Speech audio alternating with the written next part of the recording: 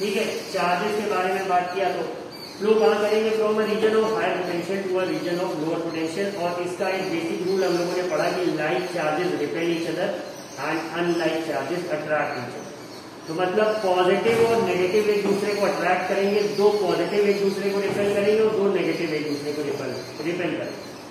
फिर जब charge flow करेगा from a region of higher potential to a region of lower potential, तो ये किसी चीज के थ्रू फ्लो करेगा।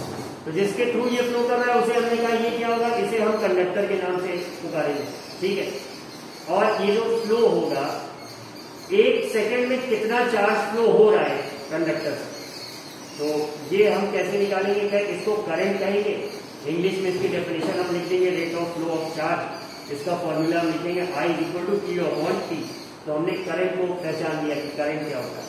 फिर हमने कंडक्टर भी जान लिया क्या होता है। There is something that I am missing, हाँ ठीक है। तो फिर जब ये पार्टिकल्स को आइडेंटिफाई किया गया, धीरे धीरे जब साइंस की प्रोग्रेस हुई, तो उन्होंने कहा कि सबसे स्मॉलेस्ट यूनिट क्या है, तो कहा एटम है।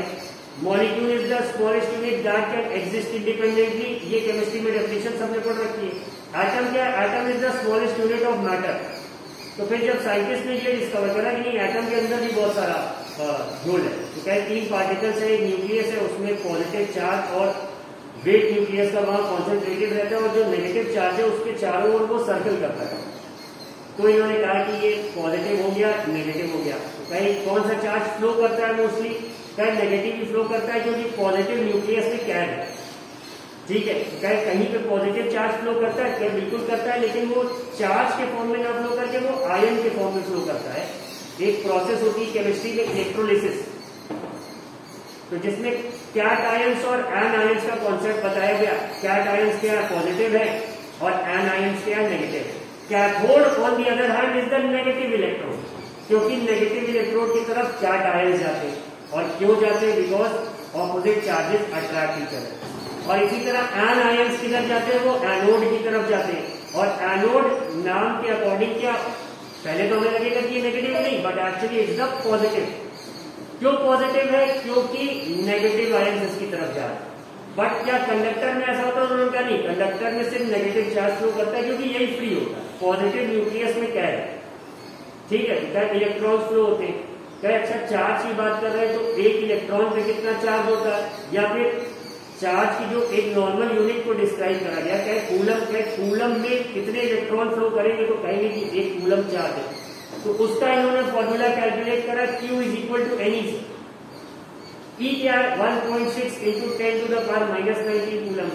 और फिर इन्होंने फाइनली कैलकुलेट करा कि 1 कूलम चार्ज में 6.25 × 10⁻17 या 18 इलेक्ट्रॉन जब फ्लो करेंगे 1 सेकेंड में, तो हम कहेंगे 18, हाँ, तो हम कहेंगे कि 1 कूलम चार्ज फ्लो। इतनी कहानी हो गई। अब इसके बाद इन्होंने कहा कि आप कह रहे चार्जेस फ्लो करते हैं from a region of higher potential to a region of lower potential, हम मान ले जाएंगे। क्या ये पोटेंशियल क्या है, ये क्या कहानी है इसकी, तो इसको समझाया जाता है ऐसे कि जैसे पानी के 2 हमारे पास बकेट्स हैं। एक बकेट हायर लेवल पे रखा है और दूसरा बकेट लोअर लेवल पे रखा है। अब अगर हायर लेवल पे रखे हुए बकेट में हमें होल्ड कर दें तो उसमें से पानी नीचे रखे हुए लोअर लेवल वाले बकेट में फ्लो करने लगे। तो क्या यही पोटेंशियल है, जहां पे पानी ज्यादा है और जहां पे कम है, या फिर जहां पे कॉन्सेंट्रेशन ज्यादा है या लेवल ज्यादा है, फोर्स ज्यादा है, वहां से लोअर फोर्स की तरफ चीजें फ्लो करेंगी, पानी फ्लो करेगा। तो ये तो चार्ज की बात है। क्या अच्छा पोटेंशियल क्या हुआ फिर, क्या पोटेंशियल तो किसी भी काम को करने की कैपेसिटी हुई। क्या इलेक्ट्रिक पोटेंशियल क्या हुआ, क्या चार्ज को मूव कराने की कैपेसिटी को हमने कहा पोटेंशियल, इलेक्ट्रिक पोटेंशियल। क्या कैसे मूव कराने का, क्या 1 कूलम चार्ज को इंफिनिटी से एक गिवन पॉइंट तक अगर तुम लेते आओगे तो उसको कुछ कहा जाए, क्या कहा जाए श्रेयस?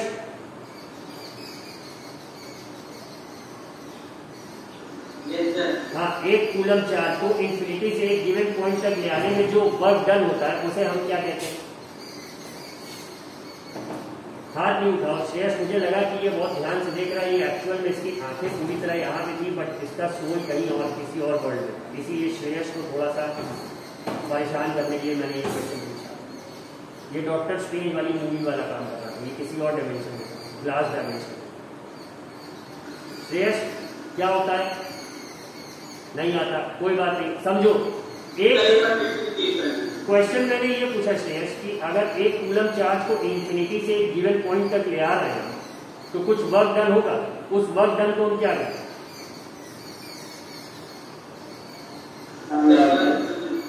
हाँ,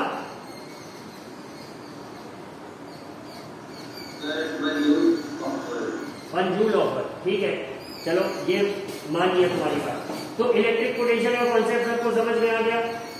श्रेयस फिर से डेफिनेशन नहीं करना, सजेशन फॉर यू, ठीक है। इसके बाद क्या पोटेंशियल डिफरेंस कब है? क्या देखो, पोटेंशियल अलग चीज हो गई, पोटेंशियल हो गई कैपेसिटी, बट पोटेंशियल डिफरेंस तब होगा when you connect two ends which are at a different potential, तब पोटेंशियल डिफरेंस होगा। और जब पोटेंशियल डिफरेंस क्रिएट हो जाएगा तभी चार्ज का फ्लो होगा, ठीक है। तो कहानी आ गई कि इसको क्या कहा जाएगा, क्या हम इसको V से डिनोट करेंगे, वोल्ट करेंगे, ठीक है। फिर तीसरी कहानी आ गई ओम्स लॉ की इस चैप्टर में। ओम ने कहा कि the potential difference across the end of a conductor is directly proportional to the current flowing through it, current flowing through it, ये उसने कहानी बताई। फिर उसने कहा कि V is directly proportional to I। तो अब प्रोपोर्शनैलिटी का साइन बचपन से देख रहे होंगे, समझ नहीं आया होगा क्यों ऐसा करते हैं, बट देखते कि जब प्रोपोर्शनैलिटी के साइन की जगह हम इक्वल लगाते हैं तो एक K लगा, जिस K को हम कांस्टेंट ऑफ प्रोपोर्शनैलिटी कहते हैं। तो V is directly proportional to I, तो V is equal to KI। अब ये K जो है, इन्होंने कहा यही K क्या है, ये K है रेजिस्टेंस। कैसे रेजिस्टेंस? क्योंकि जितना पोटेंशियल था हमारे पास पूरी कैपेसिटी पे हम काम नहीं कर, मतलब जितना चार्ज हमें मूव करना चाहिए था उतना चार्ज हम मूव करा नहीं था। तो क्या कोई ऐसी चीज थी जो रोक रही थी चार्ज को फ्लो करने? तो क्या ये जो K है ये वही बता, यही रोक रहा है। तो क्या इस K का क्या है? The obstruction offer to the flow of electrons is called resistance, ठीक है। इन्होंने रेजिस्टेंस को डिफाइन कर दिया और हमारे ओम्स लॉ का फॉर्मूला हमारे पास आ गया, क्या आ गया? V is equal to IR, ठीक है। अब इससे और आगे बढ़ी कहानी, V is equal to IR से हमने समझा कि अगर हमें एक सर्किट में पोटेंशियल डिफरेंस पता है और रेजिस्टेंस पता है तो उसमें कितनी करंट फ्लो हो रही है हम ये कैलकुलेट कर लेंगे, या फिर करंट और रेजिस्टेंस पता है तो कितना पोटेंशियल डिफरेंस अप्लाई उसके एंड्स पे हम ये कैलकुलेट कर लेंगे। या फिर तीसरा केस क्या है कि हमें करंट और पोटेंशियल डिफरेंस पता है तो हम क्या कैलकुलेट कर लेंगे, कितनी रेजिस्टेंस है सर्किट, ठीक है। इन्होंने कहा अच्छा अब क्या आगे कहानी बढ़ेगी, तो उन्होंने कहा कि भाई देखो सर्किट होता है, जब हम पोटेंशियल डिफरेंस क्रिएट करते हैं, तार से जोड़ते हैं कोई चीज, पूरा एक जाल बनाते हैं, तो उसे हम कहते हैं सर्किट। तो क्या उस सर्किट में क्या क्या होता है? तो सर्किट कंपोनेंट्स की बात आई। सर्किट कंपोनेंट्स क्या क्या हुए तुम्हारे? क्या इसमें एक स्विच होती है और कितना पोटेंशियल डिफरेंस है या तो हम कैलकुलेट कर ले, नहीं तो हम एक मीटर लगा देते हैं, उसका नाम रखते हैं हम वोल्ट मीटर। वोल्ट मीटर को हमेशा हम कनेक्ट करते हैं, कहे पैरेलल में, कहे क्यों कनेक्ट करते हैं? कहे देखो भाई सर्किट कनेक्ट करने के दो तरीके होते हैं, एक सीरीज होता है, एक पैरेलल। तो अब पैरेलल में जब आप किसी चीज को कनेक्ट करते हैं तो उसमें एक अच्छी बात यह रहती है कि पोटेंशियल डिफरेंस पैरेलल के केस में सेम है। तो इसीलिए हम जब वोल्ट मीटर लगाते हैं तो हमेशा उसको हम कनेक्ट करते हैं पैरेलल में। क्या अच्छा करंट की क्या बात होती है? क्या करंट की कहानी दूसरी है। क्या दो चीजें अगर सीरीज में कनेक्टेड है तो पोटेंशियल डिफरेंस भले इधर उधर हो जाए बट करंट दो सीरीज कनेक्शन में सेम रहेगी। क्या अच्छा क्या तो इस हिसाब से तो एमीटर सीरीज में लगाना चाहिए, तो कहे हाँ बिल्कुल सही बात कह रहे हैं। तो उससे इन्होंने ये रूल बना दिया कि आपका वोल्ट मीटर हमेशा कनेक्ट होगा किसमें? It's always going to be connected in parallel and the ammeter that measures the current flowing in a circuit will always be connected in series. तो यहां तक बात है। फिर सीरीज पैरेलल की बात है, क्या सीरीज क्या है, पैरेलल क्या है, इतनी देर से बोल रहे हो। तो क्या जब एक ही तार में समझ लो सारी चीजें जुड़ी है तो वो सीरीज हो, ठीक है। क्या एक तार का क्या मतलब? कहे कि जो रेजिस्टेंस है या जो एमीटर है या जो भी चीजें तुमने जोड़ी है, जब एक का एंड में से दूसरे की बिगिनिंग हो तो वो सीरीज हो जाए। क्या है? हाँ ये बात तो समझ में आ रही है कि एक के एंड से दूसरे की बिगिनिंग और एक तार का है, अब हम समझ गए। क्या पैरेलल क्या है? हम क्या जब अलग अलग तार की चीजें कि एक का एंड जो भी उसमें रेजिस्टेंस है, रेजिस्टेंस का एक एंड जाके डायरेक्टली बैटरी के दोनों एंड से जुड़े हो, मतलब रेजिस्टेंस के दोनों एंड बैटरी के दोनों एंड से जुड़े हो और उसमें जो दूसरा रेजिस्टेंस है वो भी डायरेक्टली बैटरी से जाके जुड़े हो। बीच में कोई कॉमन तार हो, तो ये कनेक्शन क्या हो जाएगा, क्या ये पैरेलल हो जाएगा, क्या ठीक है। तो सीरीज पैरेलल की कहानी यहाँ पे खत्म हो गई। फिर हम लोगों ने कुछ याद हो अगर आपको तो न्यूमेरिकल सॉल्व करे थे। अब यहाँ तक तो कोई नई डेफिनेशन नहीं है यहाँ। अच्छा, I forgot a very important thing, कहे कि अच्छा रेजिस्टेंस तो तुम बता रहे हो ये अलग से लगती है, कहे तार में भी कुछ रेजिस्टेंस होती है क्या, कहे बिल्कुल होती है। तो उसको क्या होता है, कहे ये जो प्रॉपर्टी है, कहे एक तो जो ऑब्स्ट्रक्शन ऑफर हो रहा है हम उससे रेजिस्टेंस कह रहे हैं, कहे लेकिन ये जो आदत है, ये जो टेंडेंसी है कि कोई काम सही से चल रहा है उसको सही से ना होने देने की, कहे इसको यहाँ पे नाम दिया गया है रेजिस्टिविटी का। ठीक है, कहे ये नेचुरल प्रॉपर्टी होती है। क्या रेजिस्टेंस तो बदल के लगा सकते हैं, लोड बदल सकते हैं, 2 ओम कर सकते हैं, 20 ओम कर सकते हैं, क्या रेजिस्टिविटी चेंज कर सकते हैं, क्या नहीं, ये फिक्स रहता है। इसकी यूनिट होती है ओम मीटर। ये होगा कि 1 मीटर में इतनी रेजिस्टिविटी ऑफर होगी, वो आप बदलेंगे नहीं। क्या वो तब बदलेगी जब आप मटेरियल बदल, क्या कॉपर के तार की रेजिस्टिविटी जैसे फिक्स है, अगर आप टंगस्टन का लगा रहे हैं तो उसकी रेजिस्टिविटी फिक्स है, गोल्ड का लगा रहे हैं उसकी फिक्स है, वो बदलेगी नहीं, वो कांस्टेंट रहेगी। बदलेगा क्या, रेजिस्टेंस बदलेगा। तो क्या रेजिस्टिविटी किस पे डिपेंड करती है, क्या वो नेचर ऑफ द मटेरियल पे डिपेंड करती है। एक ही चीज है कि आप मटेरियल बदलेंगे तभी रेजिस्टिविटी चेंज होगी, और रेजिस्टिविटी को कोई हिला नहीं पाएगा, वो हर मामले में फिक्स रहेगी, हर मटेरियल, चाहे वो उसकी आदत है। जैसे एनिमल्स की टेंडेंसी है, आप कितना भी कर लो।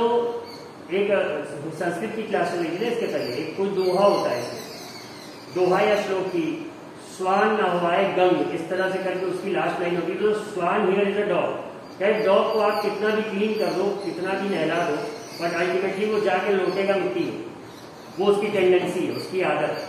क्या ह्यूमन से आप नहाने के बाद मिट्टी में नहीं लौटेंगे, बट डॉग की tendency you can not change it. The same is the condition with resistivity. Resistivity भी क्या है, एक टेंडेंसी है, ये बदलेगी नहीं, ये वही है। क्या ये कब बदलेगी, क्या जैसे वहां पे हम जानवर बदल देंगे तब बदलेगी, इसी तरह यहाँ पे जब हम तार का मटेरियल बदल देंगे तब बदलेगी। तो इतनी कहानी हमने पढ़ ली। फिर आखिरी में आए क्या, अच्छा इतना सब तो तुमने बता दिया, अब स्टोरी का अगला पार्ट क्या है। तो क्या एक साइंटिस्ट थे जूल नाम के, उन्होंने एक चीज ऑब्जर्व करी, ये जो रेजिस्टिविटी है ये obstruction offer to the flow of electrons. क्या तो जब ऑब्स्ट्रक्शन ऑफर करोगे तुम, कोई चीज तेजी से आ रही है, वो टकराएगी तो उसको रोकोगे या ब्रेक लगाओगे, तो क्या कुछ होगा, क्या बिल्कुल होगा। क्या होगा कि हीट प्रोड्यूस होगी, हीट प्रोड्यूस होगी, क्या और क्या। कंडक्टर में तुम किसी भी करंट फ्लो करा के देख लो, कुछ देर बाद देखोगे गर्म हो जाएगा, क्या हाँ हो तो जाएगा। क्या अच्छा ये किस पे डिपेंड करेगी, क्या ये डिपेंड करेगी डायरेक्टली प्रोपोर्शनल होगी स्क्वायर ऑफ द करंट के, और कितनी देर उसमें करंट फ्लो हो रहा है उसके, और कितना उसमें रेजिस्टेंस है, इस पे डिपेंड करेगा। 3 फैक्टर। क्या अच्छा, क्या इसका मतलब क्या हुआ, क्या एक फॉर्मूला समझ लो सीधा सीधा, H is equal to I square RT। यही क्या है, जूल्स लॉ ऑफ हीटिंग है, इस पे पढ़ा। फिर हम लोगों ने पढ़ा कि क्या अच्छा ये जो बिजली यूज हो रही है इसको नापने तोलने का कोई तरीका है, क्या हाँ बिल्कुल है। क्या इसकी एक यूनिट बनी हुई है, क्या किलोवाट आवर, क्या किलोवाट क्या है सबसे पहले, क्या पावर। क्या क्लास 9 में पावर पढ़े थे, क्या बिल्कुल पढ़े थे। सबसे पहले हमने पढ़ा force and external force that changes और tends to change the state of rest और uniform motion of a body. फिर क्या अगली डेफिनेशन हमने 9 में पढ़ी थी वर्क की। वर्क क्या था कि force creates a displacement of an object in its own direction, then work is said to be done. Formula पढ़ा था, सबसे पहले फोर्स का पढ़ा था मास इनटू एक्सेलरेशन, फिर वर्क का पढ़ा था फोर्स इनटू डिस्प्लेसमेंट। फिर तीसरी चीज आई थी कि वर्क ही क्या है, वर्क भी एनर्जी, एनर्जी ही वर्क है। क्या मतलब क्या, capacity to do work is called energy, और ये one and the same thing. तो इसीलिए इसकी भी यूनिट क्या थी, जूल। अब क्या पावर का फिर हम लोगों ने लास्ट में पढ़ा था, पावर क्या था, work done per unit time.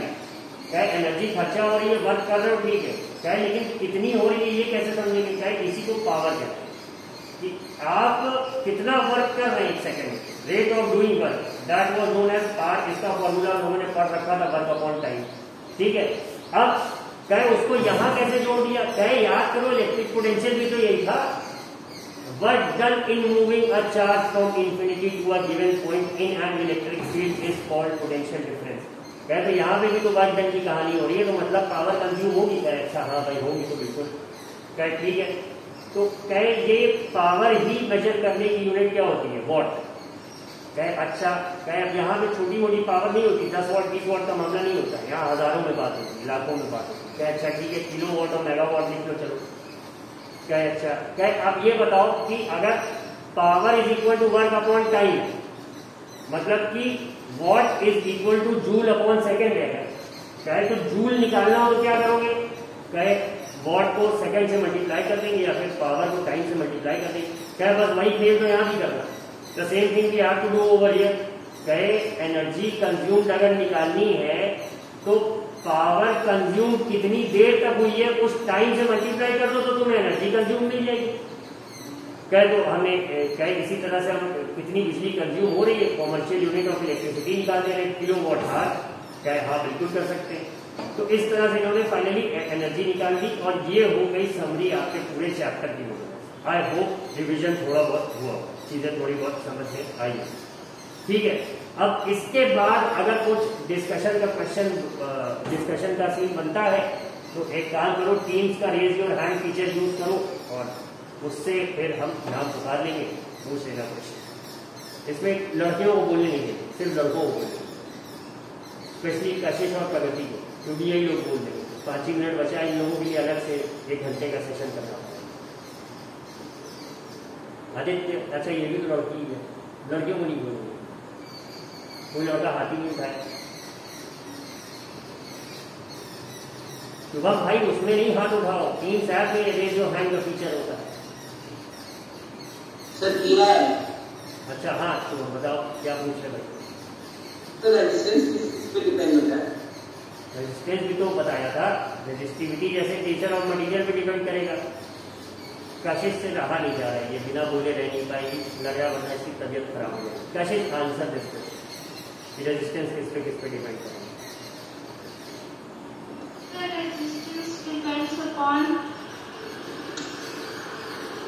हाँ खोल लो, बुक खोल लो, याद होता तो बोल दे।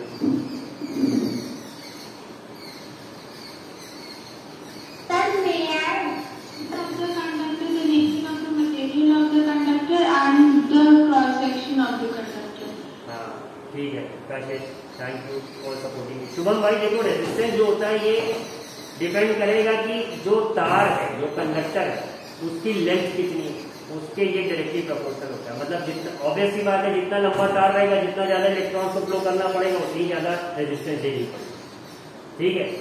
अगली चीज क्या हो गई, area of cross section. Area of cross section का मतलब क्या हो गया कि कितनी मोटी तार है। जैसे तार आप मार्केट में खरीदने जाते हो ना, तो उसमें रहता है 1 square mm, 1.5 square mm, 2 mm, 4 mm, copper है, आयरन है, अलग अलग, ठीक है। तो उसी तरह से उस पर डिपेंड करते हैं। और तीसरा क्या हो गया, नेचर ऑफ मटेरियल। और ये दूसरा इस पे भी डिपेंड करता है कि टेम्परेचर क्या है कंडक्टर, उसका भी असर पड़ता है रेजिस्टेंस पे। मतलब अगर ज्यादा गर्म हो जाएगा तो थोड़ी ज्यादा रेजिस्टेंस होगा, ऐसा समझ। तो ये बात हो गई शुभम भाई, कोई और बात? ठीक नहीं, प्रगति और कोई लड़की, आप believe me I am going to disable your mic issues. लड़कों को चांस मिलेगा। तन्मय द्विवेदी कहाँ से प्रकट हुए तुम अचानक? द्विवेदी जी, हाँ कोई बात कुछ पूछना? नहीं। अर्पित Mishra,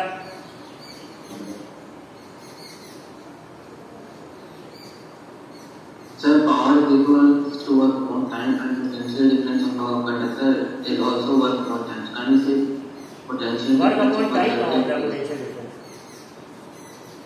Sir, work upon time. Work done in moving a charge from infinity to a given point in an electric field.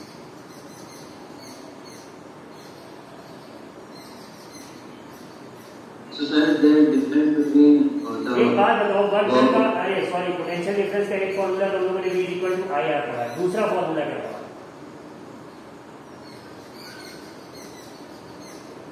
नहीं यार, sir, one is work.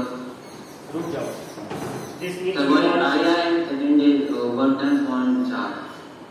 इसका मतलब तुम लोगों ने चैप्टर अच्छे से नहीं पढ़ा, ठीक है। Work done upon charge move, ठीक है, ये पढ़ा। पावर तो जब तक टाइम की बात आएगी तब होगा ना, लेकिन यहाँ पे वहां पे क्या था, वर्क अपॉन टाइम था। यहाँ पे तो चार्ज है ना, charge is totally a different entity. बात समझे फिर भाई? Yes. Remember this formula. अच्छा आशीष तिवारी, गर्ल्स को नहीं बोले Sir, हाँ please explain the Ohm's law. Ohm's law. ये तो आशीष ने जैसे फरमाइश दे दी गई है, सर ये वाला गाना दे। ठीक है समझा रहे हैं। उसके अलावा girls believe me I am not going to allow you all to ask any question. तुम लोग पूरे 7 नंबर के फिजिक्स में 7 नंबर पाने के बाद भी अगर तुम्हारा डाउट बचा है तो then I can not help. हाँ अगर 2-3 नंबर पाए हो तो तुम लोग लाइक वॉइस तो हम तुमको चार्ज दे जिसको जरूरत है। ठीक है हाँ, ओम्स लॉ की बात करें तो ओम जॉर्ज साइमन ओम एक साइंटिस्ट थे आशीष भाई, जिन्होंने एक फिनोमेना ऑब्जर्व करा कि ये करंट और पोटेंशियल डिफरेंस में इन्होंने एक रिलेशन खोज दिया। कहे कैसे खोजा, कहे कि the current flowing in a conductor is directly proportional to potential difference across its side. इसका मतलब क्या हुआ, कहे जो कंडक्टर में करंट फ्लो कर रहा होगा, करंट या rate of flow of charge, क्या वो निर्भर करेगा कि कितना पोटेंशियल डिफरेंस, पोटेंशियल डिफरेंस मतलब कितनी वोल्टेज। अब अगर वोल्टेज बहुत हाई है तो जाहिर सी बात है ज्यादा करंट फ्लो हो, ठीक है, डायरेक्टली प्रोपोर्शनल रिलेशनशिप। यही चीज इन्होंने यहाँ पे मतलब कह सकते हैं कैरेक्टराइज करी। तो जब इन्होंने कहा कि V इज डायरेक्टली प्रोपोर्शनल का क्या मतलब होता है, ये डायरेक्टली डिपेंडेंट है इसके ऊपर। अगर एक बढ़ेगा तो दूसरा भी बढ़ेगा, एक घटेगा तो दूसरा भी। इनवर्सली प्रोपोर्शनल इसका उल्टा होगा। ठीक है, तो इन्होंने कहा यहाँ पे डायरेक्टली प्रोपोर्शनल रिलेशनशिप है किसमें क्या है, करंट और वोल्टेज है। कि अगर जैसे जैसे हम वोल्टेज बढ़ाएंगे वैसे वैसे करंट इन द सर्किट बढ़ेगा। इन्होंने यही कहा। कहे तो इसको मैथ्स के फॉर्म में कैसे करेंगे, तो कहे V इज इक्वल टू, जब हम करेंगे प्रोपोर्शनैलिटी का साइन हटाएंगे तो V is equal to KI। ये K क्या है, ये कांस्टेंट ऑफ प्रोपोर्शनैलिटी का, ये रिप्रेजेंट क्या कर रहा है, कहे देखो वो है work done in moving the charge. और हम ये देख रहे हैं कि जितना वर्क किया जा रहा है उतना चार्ज मूव नहीं हो रहा, कुछ वर्क कहीं रंगे वाले लग रहा है। Some work is being wasted into doing something else. कहे तो मतलब चार्ज तो कोई तो ऐसी चीज है जो फ्लो नहीं करने दे रही है पूरा। कहे हाँ कोई तो ऐसी बात है। तो कहे यही जो ऑब्स्ट्रक्शन ऑफर्ड है इसी को हम रेजिस्टेंस, ये जो लॉस ऑफ वर्क हो रहा है it is because of this resistance. And what is this resistance, this resistance is the obstruction offered to the flow of electrons in a circuit. तो कुल मिला के जो ओम्स लॉ था वो तो फर्स्ट पार्टी था जो हमने तुम्हें डेफिनेशन बताई। इतनी बात समझ में आ गई कि V is equal to IR। Ashish भाई ठीक है, आगे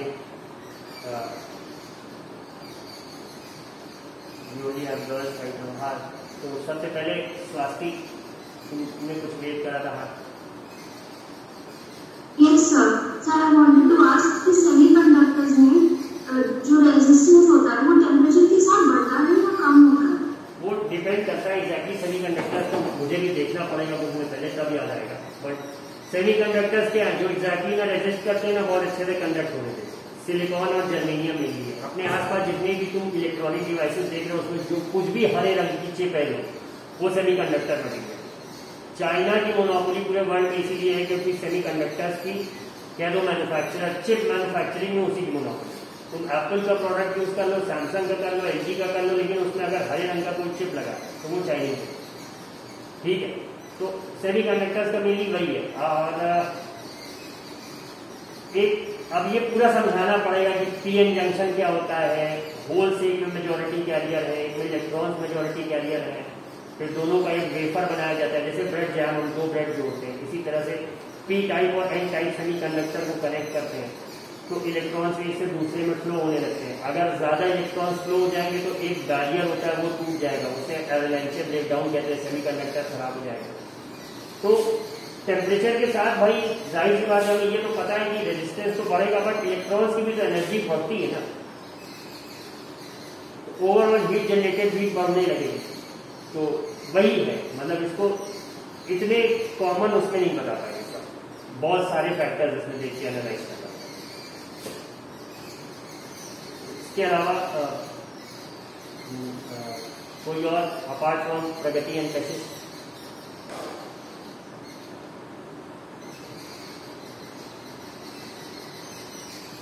नहीं है, बॉयज में कोई नहीं, ठीक है। 9:24 है, 4 मिनट हमारे ब्रेक के बाद। हाँ श्रीनी प्रधान, यस प्रधान जी बताइए।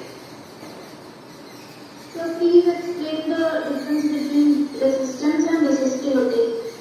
रेजिस्टेंस तो जो फिनोमेना है इलेक्ट्रॉन्स को रोकने का, जो तुम्हारे सामने हो रहा है, क्या इलेक्ट्रॉन्स क्यों रुक रहे हैं, क्या ये रेजिस्टेंस के कारण है, ये नाम दिया गया, ठीक है। जैसे you have a human in front of your self, जो कि एक आदत कर रहा है, जैसे किसी का खून कर रहा है तो आपने मर्डर इसको नाम दिया, ठीक है। बट एक चीज होती है ना कि आप हर मर्डर करने वाले को क्या आप कहते हैं, murderer. He falls into the category of murderers. Now who are murderers? Murderers are those who kill other people. And killing of somebody is called murder. ठीक है, तो ये जो टेंडेंसी है इलेक्ट्रॉन्स को रोकने की, आदत है, प्रवृत्ति है, इसे हम रेजिस्टिविटी कहते हैं, ठीक है। और ये रुक रहा है, इलेक्ट्रॉन्स को रोक पा रहा है, इस फिनोमेना को हम रेजिस्टेंस कहते हैं,